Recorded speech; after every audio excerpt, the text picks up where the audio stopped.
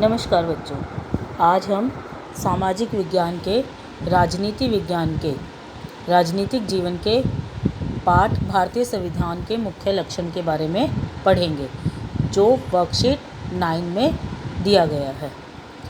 बच्चों, जैसा कि हम जानते हैं, भारत की जो संसद है उसके 3 अंग होते हैं: राष्ट्रपति, लोकसभा और राज्यसभा। इसके निचले सदन को लोकसभा कहा जाता है और ऊपरी सदन को राज्यसभा। आज हम इसी संसदीय शासन की पद्धति के बारे में पढ़ेंगे। भारत का संविधान अपने सभी नागरिकों को वोट डालने का अधिकार देता है। मतलब वे सभी नागरिक जो भारत के हैं और जिनकी उम्र 18 वर्ष और उससे अधिक है, उन सभी को वोट डालने का अधिकार है। संविधान सभा के जो सदस्य थे जिन्होंने संविधान बनाया, वो जो कमेटी थी, उसके सदस्यों को ऐसा महसूस हुआ था कि स्वतंत्रता में हम जो लोगों ने जो लड़ाई की, संघर्ष किया, जो हम लोगों ने भुगता, उन सब ने भारतीय जनता को वयस्क मताधिकार का प्रयोग करने के योग्य बना दिया है कि हम अपने वोट के अधिकार का सही प्रयोग कर सकें। हमें इतना मैच्योर बना दिया है। उन्हें विश्वास था कि इससे लोकतांत्रिक सोच और तौर तरीकों को प्रोत्साहन मिलेगा।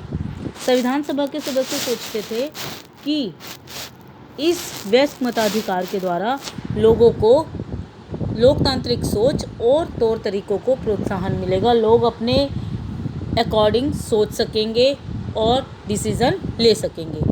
साथ ही जाति, धर्म और लिंग आदि के फर्क पर भी रोक लग जाएगी और इनकी बेड़ियों को भी तोड़ा जा सकेगा। जो हमारे देश में पहले जाति, ऊंच नीच, रंग रूप आदि का भेदभाव किया जाता था, उस सब पर भी इसके द्वारा रोक लग जाएगी। सार्वभौमिक वयस्क मताधिकार का मतलब है कि अपने प्रतिनिधियों के चुनाव में देश के सभी लोगों की सीधी भूमिका होना और प्रतिनिधि जनता के प्रति जवाबदेह होते हैं। इस प्रकार संसदीय शासन पद्धति जनता की शासन पद्धति बन जाती है।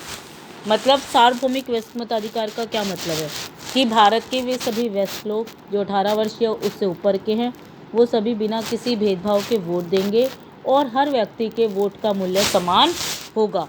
तो इससे लोगों की सरकार को बनाने में, सरकार को चुनने में सीधी भूमिका होती है।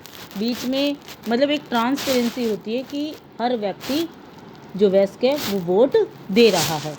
तो इससे ये जो शासन पद्धति है और इससे हम जो नेता चुनते हैं वो भी हमारे प्रति जवाबदेह होते हैं, क्योंकि हमने उन्हें चुना है। तो अगर वो कोई भी निर्णय लेते हैं तो उससे संबंधित कोई भी प्रश्न है तो हम उनसे पूछ सकते हैं। तो इसीलिए इस पद्धति को जनता की पद्धति भी कहा जाता है। अब है शक्तियों का बंटवारा। जो हमारी सरकार के पास, हमारे देश के पास जो शक्तियां हैं, उनका बंटवारा किस प्रकार होता है। संविधान के अनुसार इन शक्तियों का बंटवारा किस प्रकार किया गया है, मतलब किसको क्या क्या पावर्स दी गई हैं। संविधान के अनुसार राज्य के 3 अंग हैं। कोई भी राज्य होता है बेटा, उसके 3 अंग होते हैं। नंबर 1 विधायिका। विधायिका कौन होती है? नेता, जिनको हम चुनते हैं।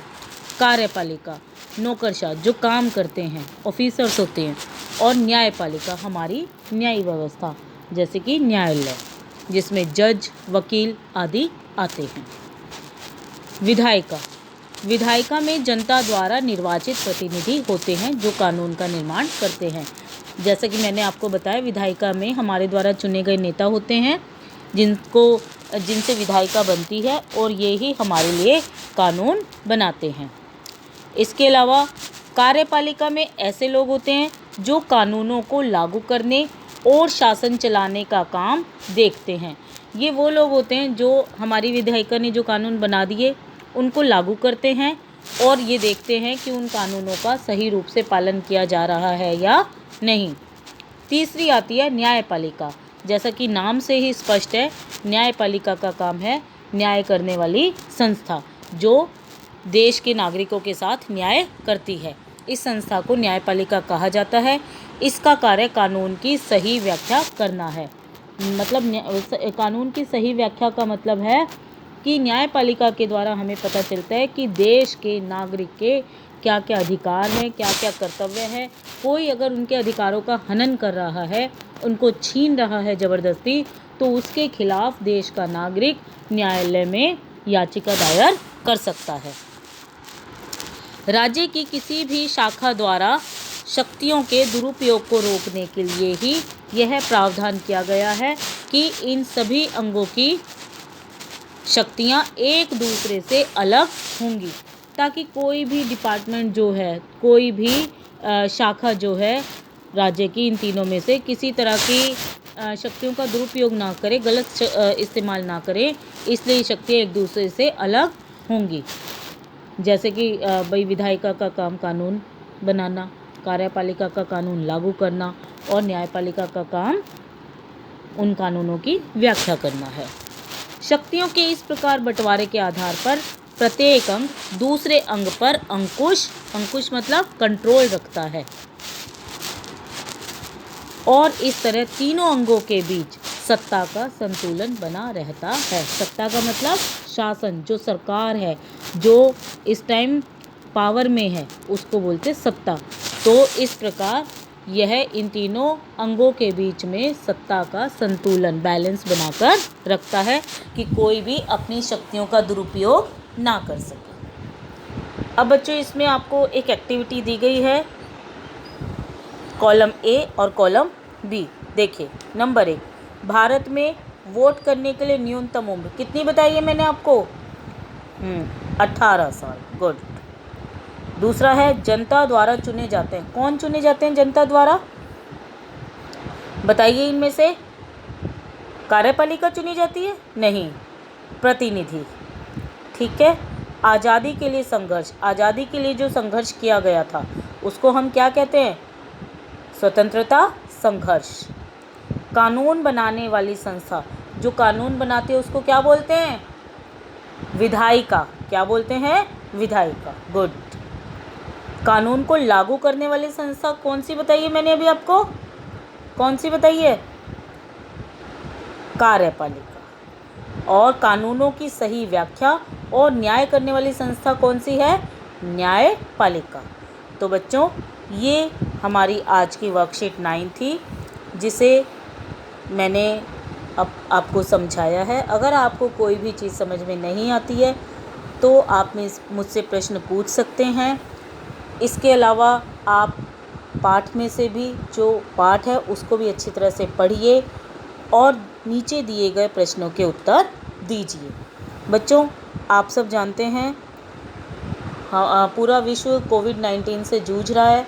अभी तक हम इससे उबर नहीं पाए हैं, तो हमें इसका सामना करना है। और इसके लिए हमें क्या करना है बच्चों? 2 गज या 6 फीट की दूरी रखनी है, मुंह पर मास्क लगाना है, हाथों को बार बार धोना है और आवश्यकता पड़ने पर ही घर से बाहर निकलना है। और भीड़ भाड़ वाले स्थानों पर तो बच्चों और बुज़ुर्गों को बिल्कुल भी नहीं जाना, क्योंकि अपनी सुरक्षा अपने हाथ में है। तो बच्चों, ये जो मैंने वीडियो बनाई है